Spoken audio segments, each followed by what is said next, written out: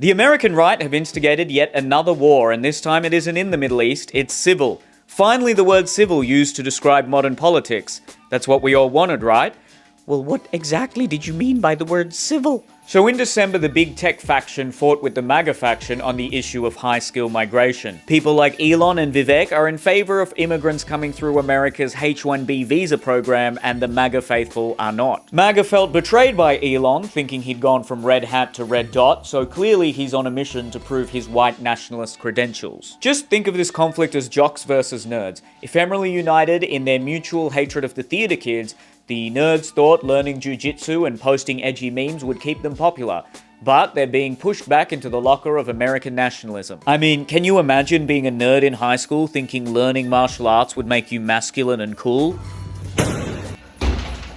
Anyway, though it sounds more like a pencil than a visa, H1Bs are supposed to fill skills shortages in the American economy that can't be found in the local workforce. Indian nationals make up 72% of H1Bs and 99% of HR complaints. Proponents of the program argue that in a global market, American companies need the best workers to remain competitive. And I suppose after a childhood of being micromanaged by your Indian parents, working 80 hours a week doesn't seem so bad. Opponents of the program argue that this isn't about filling skills shortages. It's about undercutting local workers with indentured servants desperate for citizenship. White conservative men happy to have their wives outsourced to obedient Asians, but not their jobs. Opponents also argue that tech billionaires want to treat their workers the same way Elon treats his wives and his crypto. Pump and dump. But to be fair to autistic Hitler, knowing how quickly Indians can populate a hot, barren climate, they'd be perfect for a Mars colony. Mars' biggest import, Bobs and Vajen. In some instances, American workers have been forced to train their own replacements. It's like a condemned man teaching a firing squad how to shoot a gun. A job that Americans would ironically be uniquely suited for. Silicon Valley is fast becoming a place where American-born Indians are being replaced by Indian-born Indians who will soon be replaced by a Tesla bot designed by Indians.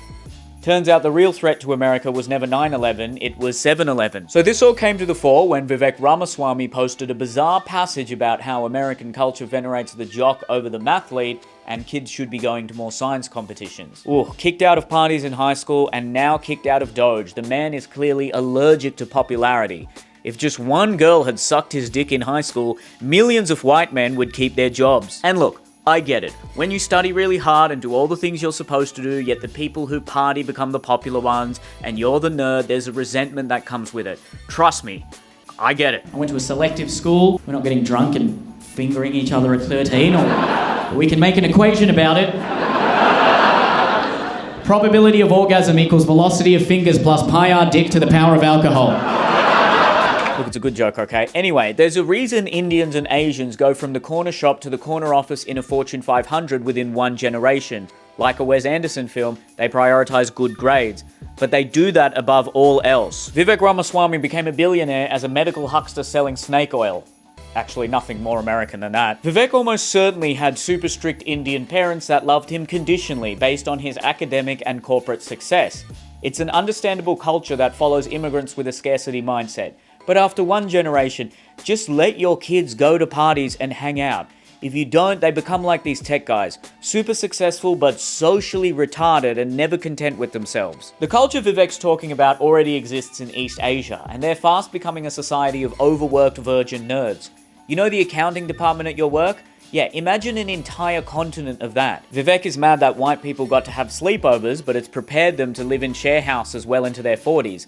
This truly is the latest season of Black Mirror. Everything that white people have previously said about black people is now being reflected back onto them by Asians. And of course, on the other side of the spectrum, a culture with multiple baby mamas, an obsession over status and money, and a complete indifference to being an absent father is not a good culture either.